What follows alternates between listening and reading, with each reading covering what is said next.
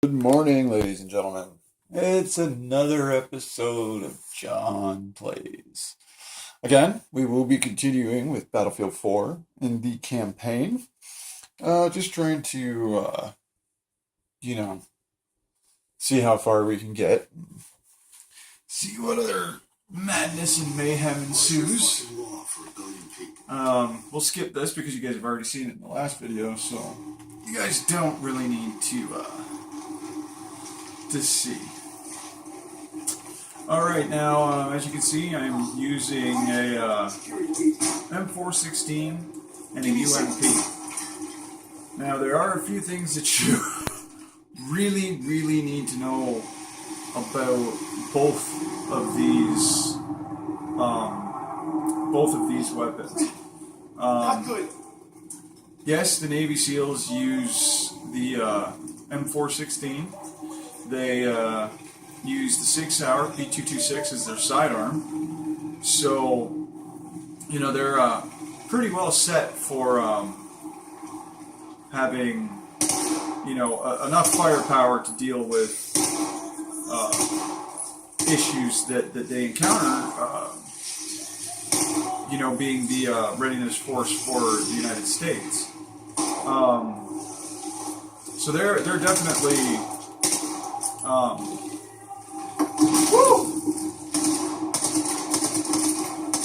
they are definitely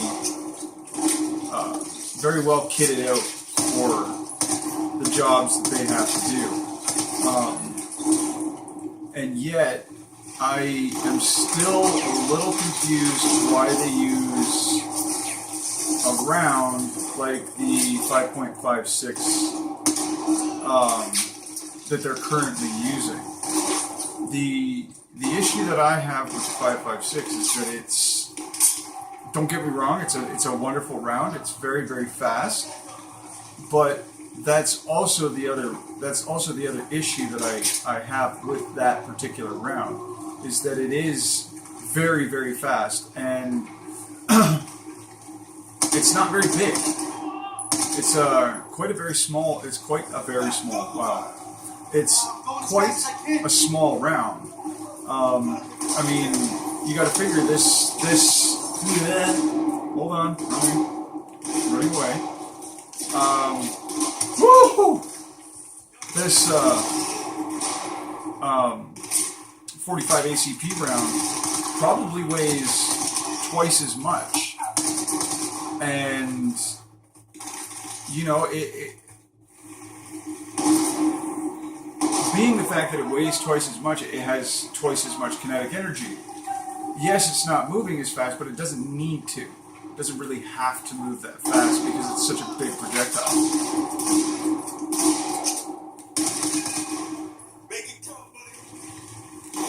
You know, well, actually, I know I showed you a little bit in the last video, but I'll go with shots to the chest for this guy. Okay, that was 2 rounds. Okay. Now, 1, 2, 3. Actually, that was 3. 4, 5, 6, 7, 8, 9. So it took 9 rounds with the 5.56, whereas it took 2 rounds with the 45.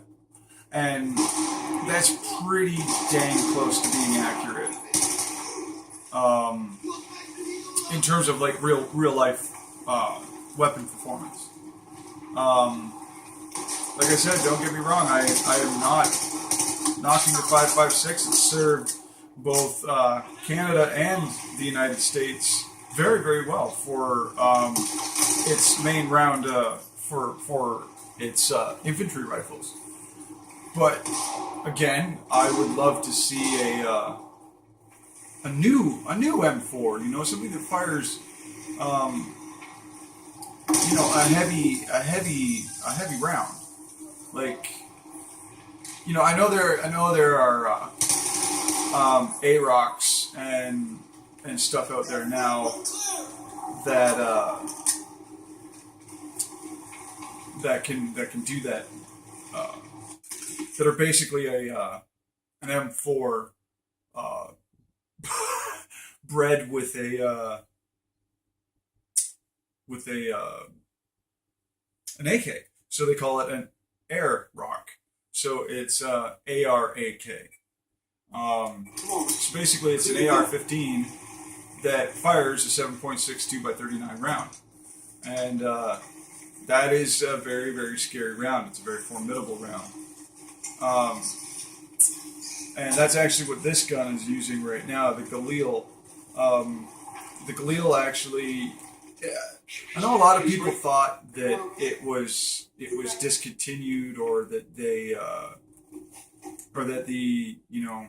Israelis stopped making it, or there was uh, a bunch of stuff that was said um, about the fact that the Galil was basically done. They weren't they weren't going to make it anymore. But in fact, it was just the simple fact that they weren't going to be importing it into the United States anymore. So everybody's like, oh, the Galil's done. It's done. It's over. Well, no, it's not. And the Israelis have really, because this gun here that I'm using right now is probably the mimic of the IWI Galil, and that's a very, very formidable fighting rifle. It's time to shoot away from the search party making their way up the building. What do you think I moves? What the hell you do? Walk across the hall. Easy for crossing the street. Get in. Oh, you'll also notice that I think this is using a Chinese scope. If you were to look at the difference between the American red dot and the Chinese red dot, it's very, very different. Shut up, Kovic. Talk all this shit. Stab me! Stab me in the face!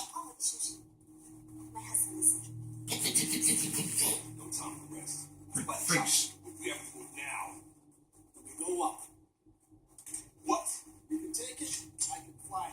Like it or not, that's the plan. Unless you've got an option, Sergeant. We're stealing choppers now. Are you done? My husband needs treatment. All this. Violence. Reason need to, Sergeant. This is not okay. Thank you for coming, Sergeant. I'm so grateful you're here. No, you're not. Now. Move. You lying bitch! Go. Not really. She's pretty cool, Hands down. Stay close. I guess. Let's go, Red. Go. Come on. Go, Irish. There you go. Good boy. See how it's got the T sight? That's really, really odd as a way to aim. Because if you're trying to be a headhunter, or eliminate your targets as quickly as possible, and of course the way that you eliminate your target quickly as possible is by shooting them in the head. The thing is if you do that, you have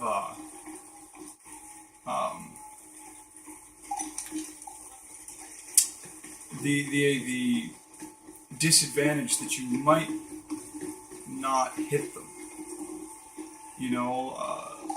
It's touchy. It's touch and go. And we just got spotted. That's awesome. So now I'm just going to shoot him in the head.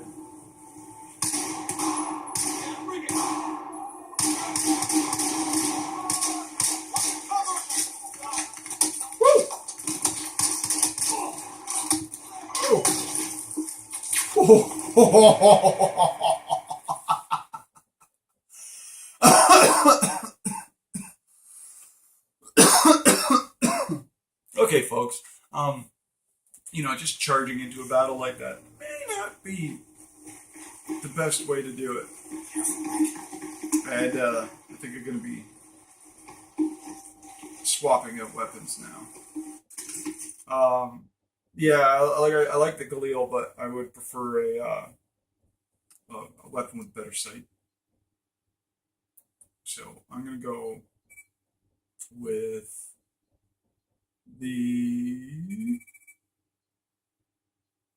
Scar H, and then I'm going to go with a Scar HSB. for the backup weapon. Now there is a big difference that you'll notice. I know I'm blabbing, but it's 6 o'clock in the morning, and I really aren't doing that well in terms of focus and concentration. Now you'll notice that the 5.56 or whatever says NATO behind it. Obviously, that's for NATO rounds, and I think that's the North American Trade Association, if I'm not mistaken. I could be wrong. But you'll notice that it's a 7.62 by 51. But if you go up and you check out the, I don't know if there's a Russian AK or anything like that. Not really seeing it. But the reason why the United States uses that's 7.62 by 54 Remington, I believe, which is the R. Okay, well I can't seem to find. Oh, that's by 54 again.